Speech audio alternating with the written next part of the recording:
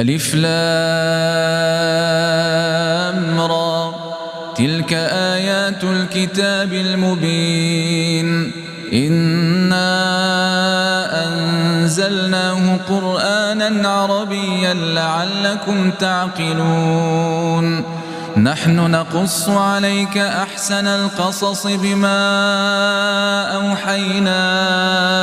إليك هذا القرآن وإن كنت من قبله لمن الغافلين إذ قال يوسف لأبيه يا أبت إني رأيت 11 كوكبا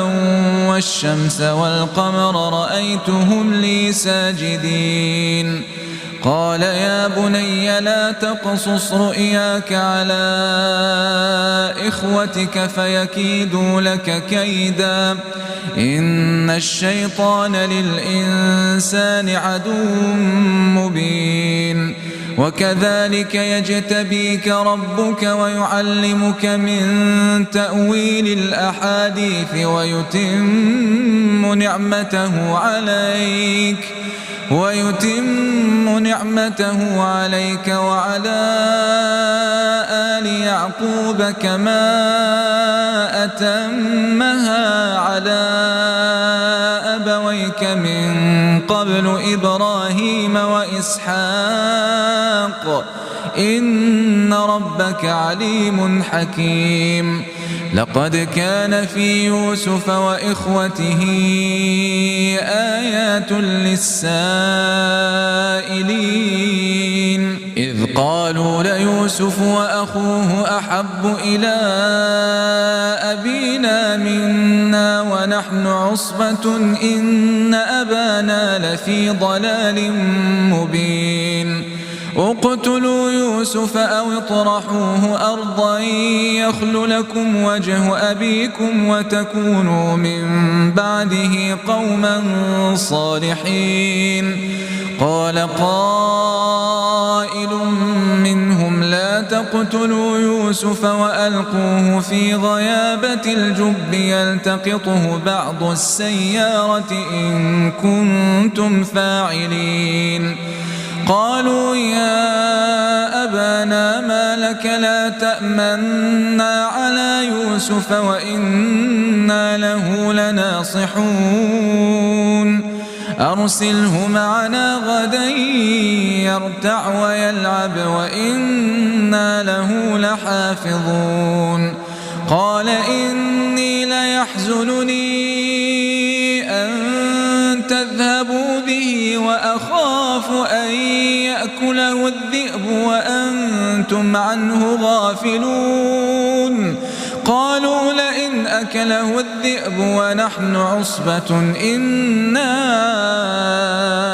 إذا لخاسرون فلما ذهبوا به وأجمعوا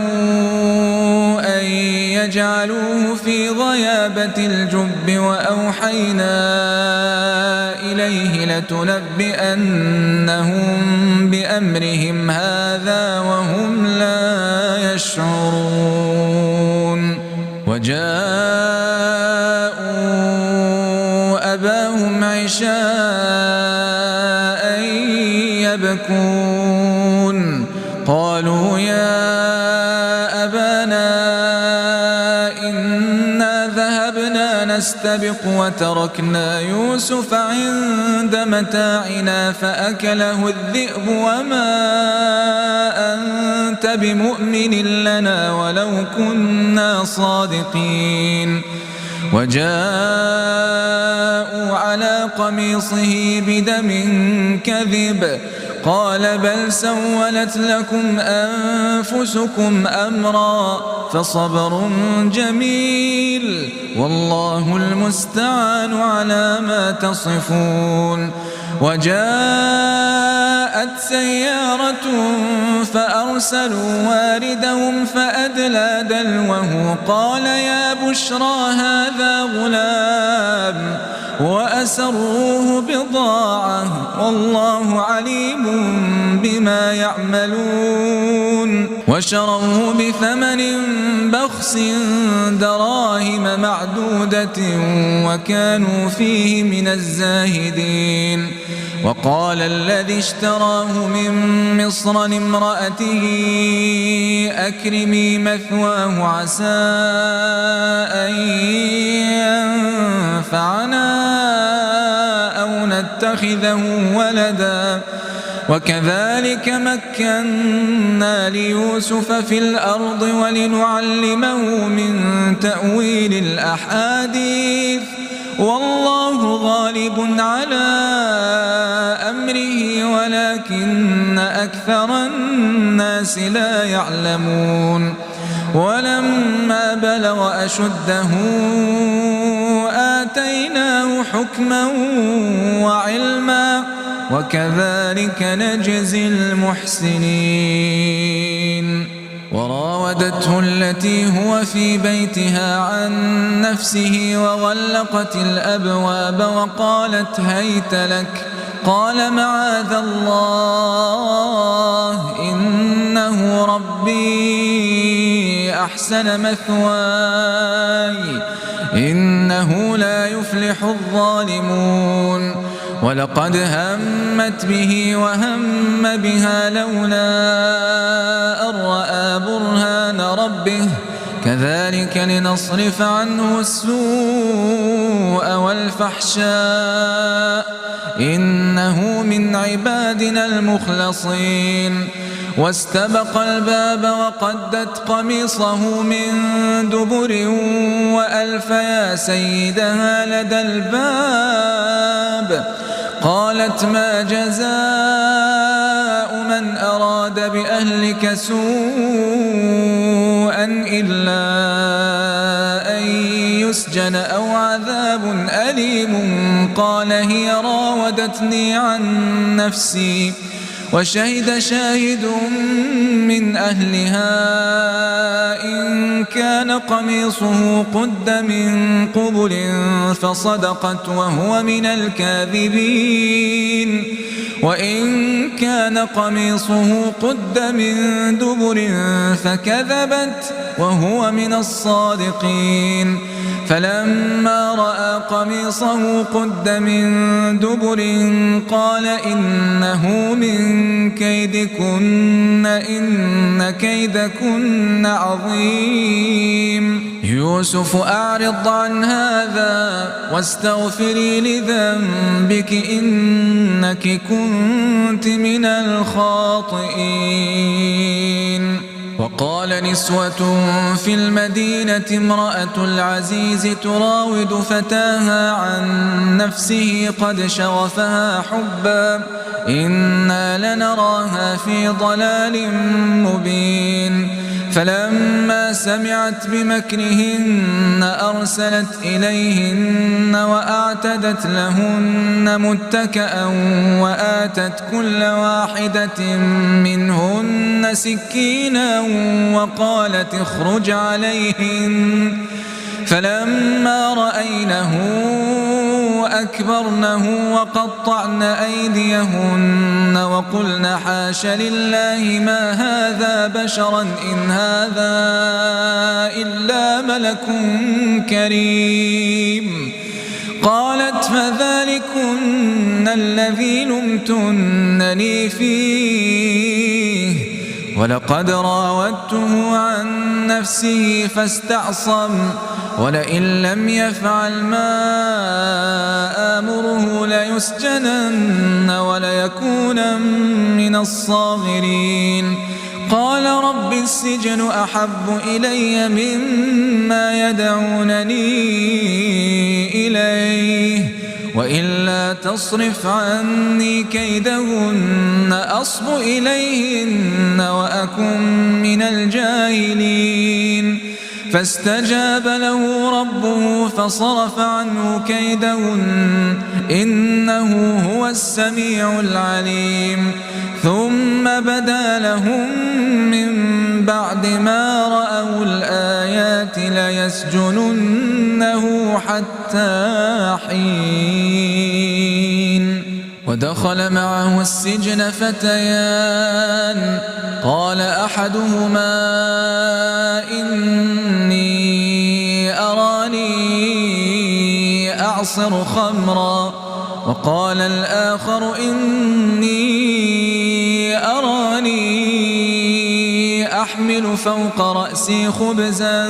تأكل الطير منه نبئنا بتأويله إنا نراك من المحسنين قال لا يأتيكما طعام ترزقانه إلا نبأتكما بتأويله قبل أن يأتيكما ذلكما مما علمني ربي إني تركت ملة قوم لا يؤمنون بالله وهم بالآخرة هم كافرون واتبعت ملة آبائي إبراهيم وإسحاق ويعقوب ما كان لنا أن نشرك بالله من شيء ذلك من فضل الله علينا وعلى الناس ولكن أكثر الناس لا يشكرون يا صاحبي السجن أأرباب متفرقون خير أم الله الواحد القهار ما تعبدون من دونه إلا أسماء سميتموها أنتم وآباؤكم ما أنزل الله بها من سلطان إن الحكم إلا لله أمر ألا تعبدوا إلا إياه ذلك الدين القيم ولكن أكثر الناس لا يعلمون يا صاحبي السجن أما أحدكما فيسقي ربه خمرا وأما الآخر فيصلب فتأكل الطير من رأسه قضي الأمر الذي فيه تستفتيان وقال للذي ظن أنه ناج منهما اذكرني عند ربك فأنساه الشيطان ذكر ربه فلبث في السجن بضع سنين وقال الملك إني أرى 7 بقرات سمان يأكلهن 7 عجاف و7 سنبلات خضر وأخر يابسات يا أيها الملأ أفتوني في رؤياي إن كنتم للرؤيا تعبرون قالوا أضغاث أحلام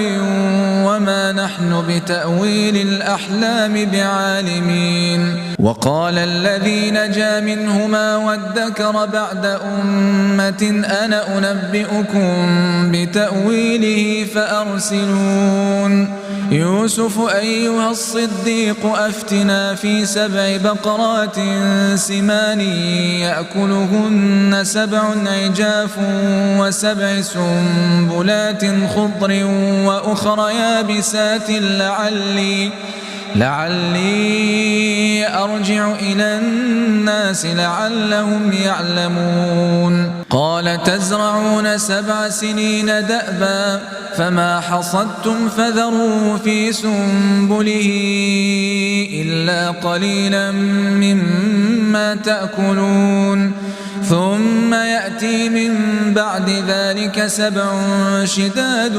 يأكلن ما قدمتم لهن إلا قليلا مما تحصنون ثم يأتي من بعد ذلك عام فيه يغاث الناس وفيه يعصرون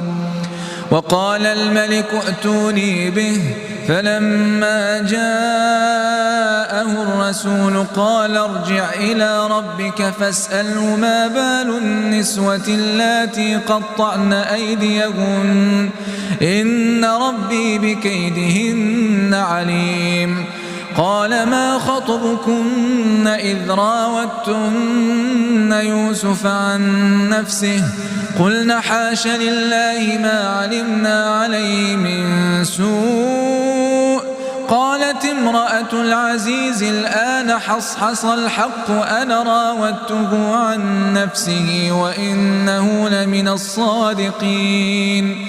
ذلك ليعلم أني لم أخنه بالغيب وأن الله لا يهدي كيد الخائنين. وما أبرئ نفسي إن النفس لأمارة بالسوء إلا ما رحم ربي إن ربي غفور رحيم. وقال الملك ائتوني به أستخلصه لنفسي فلما كلمه قال إنك اليوم لدينا مكين أمين. قال اجعلني على خزائن الأرض إني حفيظ عليم. وكذلك مكنا ليوسف في الأرض يتبوأ منها حيث يشاء نصيب برحمتنا من نشاء ولا نضيع أجر المحسنين. ولأجر الآخرة خير للذين آمنوا وكانوا يتقون. وجاء إخوة يوسف فدخلوا عليه فعرفهم وهم له منكرون. ولما جهزهم بجهازهم قال ائتوني بأخ لكم من أبيكم ألا ترون أني أوفي الكيل وأنا خير المنزلين. فإن لم تأتوني به فلا كيل لكم عندي ولا تقربون. قالوا سنراود عنه أباه وإنا لفاعلون. وقال لفتيانه جعلوا بضاعتهم في رحالهم لعلهم يعرفونها إذا انقلبوا إلى أهلهم لعلهم يرجعون. فلما رجعوا إلى أبيهم قالوا يا أبانا منع منا الكيل فأرسل معنا أخانا نكتل وإنا له لحافظون. قال هل آمنكم عليه إلا كما أمنتكم على أخيه من قبل فالله خير حافظا وهو أرحم الراحمين. ولما فتحوا متاعهم وجدوا بضاعتهم ردت إليهم قالوا يا أبانا ما نبغي هذه بضاعتنا ردت إلينا ونمير أهلنا ونحفظ أخانا ونزداد كيل بعير ذلك كيل يسير. قال لن أرسله معكم حتى تؤتون موثقا من الله لتأتونني به إلا أن يحاط بكم. فلما آتوه موثقهم قال الله على ما نقول وكيل. وقال يا بني لا تدخلوا من باب واحد وادخلوا من أبواب متفرقة وما أغني عنكم من الله من شيء إن الحكم إلا لله عليه توكلت وعليه فليتوكل المتوكلون ولما دخلوا من حيث أمرهم أبوهم ما كان يغني عنهم من الله من شيء إلا حاجة في نفس يعقوب قضاها وإنه لذو علم لما علمناه ولكن أكثر الناس لا يعلمون ولما دخلوا على يوسف آوى إليه أخاه قال إني أنا أخوك فلا تبتئس بما كانوا يعملون فلما جهزهم بجهازهم جعل السقاية في رحل أخيه ثم أذن مؤذن أيتها العير إنكم لسارقون قالوا وأقبلوا عليهم ماذا تفقدون قالوا نفقد صواع الملك ولمن جاء به حمل بعير وأنا به زعيم قالوا تالله لقد علمتم ما جئنا لنفسد في الأرض وما كنا سارقين قالوا فما جزاؤه إن كنتم كاذبين قالوا جزاؤه من وجد في رحله فهو جزاؤه كذلك نجزي الظالمين فبدأ بأوعيتهم قبل وعاء أخيه ثم استخرجها من وعاء أخيه كذلك كدنا ليوسف ما كان ليأخذ أخاه في دين الملك إلا أن يشاء الله نرفع درجات من نشاء وفوق كل ذي علم عليم قالوا إن يسرق فقد سرق أخ له من قبل فأسرها يوسف في نفسه ولم يبدها لهم قال أنتم شر مكانا والله أعلم بما تصفون قالوا يا أيها العزيز إن له أبا شيخا كبيرا فخذ أحدنا مكانه إنا نراك من المحسنين قال معاذ الله أن نأخذ إلا من وجدنا متاعنا عنده إنا إذا لظالمون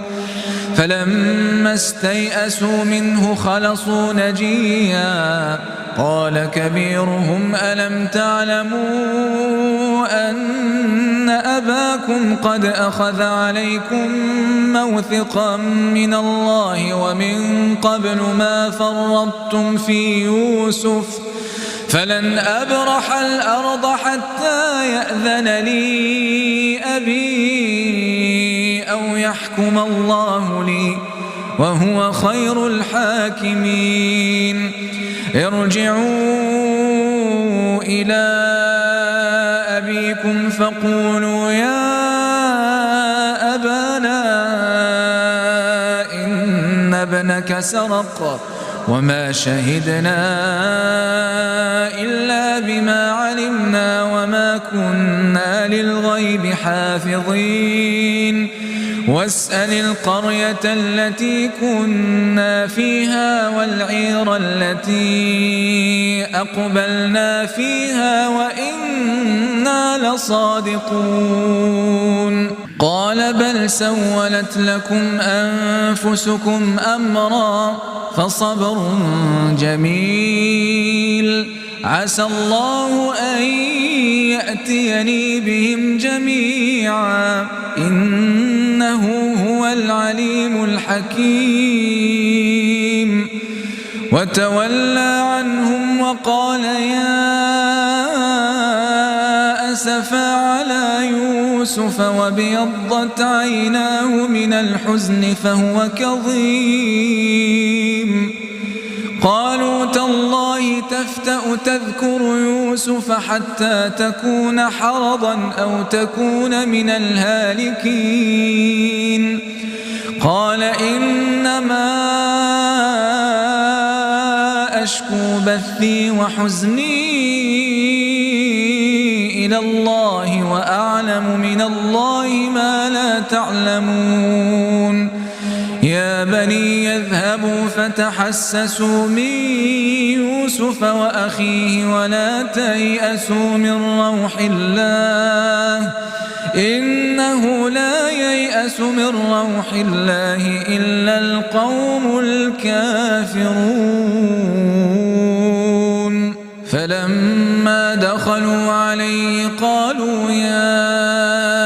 أيها العزيز مسنا وأهلنا الضر وجئنا ببضاعة مزجاة فأوف لنا الكيل وتصدق علينا إن الله يجزي المتصدقين. قال هل علمتم ما فعلتم بيوسف وأخيه إذ أنتم جاهلون؟ قالوا أئنك لأنت يوسف؟ قال أنا يوسف وهذا أخي قد من الله علينا إنه من يتق ويصبر فإن الله لا يضيع أجر المحسنين. قالوا تالله لقد آثرك الله علينا وإن كنا لخاطئين. قال لا تثريب عليكم اليوم يغفر الله لكم وهو أرحم الراحمين. اذهبوا بقميصي هذا فألقوه على وجه أبي يأت بصيرا وأتوني بأهلكم أجمعين. ولما فصلت العير قال أبوهم إني لأجد ريح يوسف لولا أن تفندون. قالوا تالله إنك لفي ضلالك القديم. فلما أن جاء البشير ألقاه على وجهه فارتد بصيرا قال ألم أقل لكم إني أعلم من الله ما لا تعلمون؟ قالوا يا أبانا استغفر لنا ذنوبنا إنا كنا خاطئين. قال سوف أستغفر لكم ربي إنه هو الغفور الرحيم. فلما دخلوا على يوسف آوى إليه أبويه وقال ادخلوا مصر إن شاء الله آمنين. ورفع أبويه على العرش وخروا له سجدا وقال يا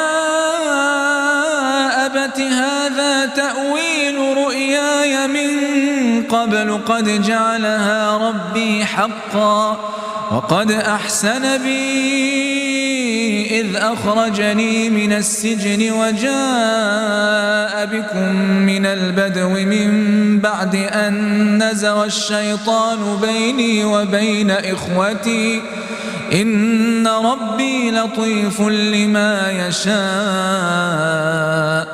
إنه هو العليم الحكيم. رب قد آتيتني من الملك وعلمتني من تأويل الأحاديث فاطر السماوات والأرض أنت وليي في الدنيا والآخرة توفني مسلما وألحقني بالصالحين ذلك من أنباء الغيب نوحيه إليك وما كنت لديهم إذ أجمعوا أمرهم وهم يمكرون وما أكثر الناس ولو حرصت بمؤمنين وما تسألهم عليه من أجر إن هو إلا ذكر للعالمين وكأين من آية في السماوات والأرض يمرون عليها وهم عنها معرضون وما يؤمن أكثرهم بالله إلا وهم مشركون أفأمنوا أن تأتيهم غاشية من عذاب الله أو تأتيهم الساعة بغتة وهم لا يشعرون قل هذه سبيلي أدعو إلى الله على بصيرة أنا ومن اتبعني وسبحان الله وما أنا من المشركين وما أرسلنا من قبلك إلا رجالا نوحي إليهم من أهل القرى أفلم يسيروا في الأرض فينظروا كيف كان عاقبة الذين من قبلهم ولدار الآخرة خير للذين اتقوا أفلا تعقلون حتى إذا استيأس الرسل وظنوا أنهم قد كذبوا جاءهم نصرنا فنجي من نشاء ولا يرد بأسنا عن القوم المجرمين لقد كان في قصصهم عبرة لأولي الألباب ما كان حديثا يفترى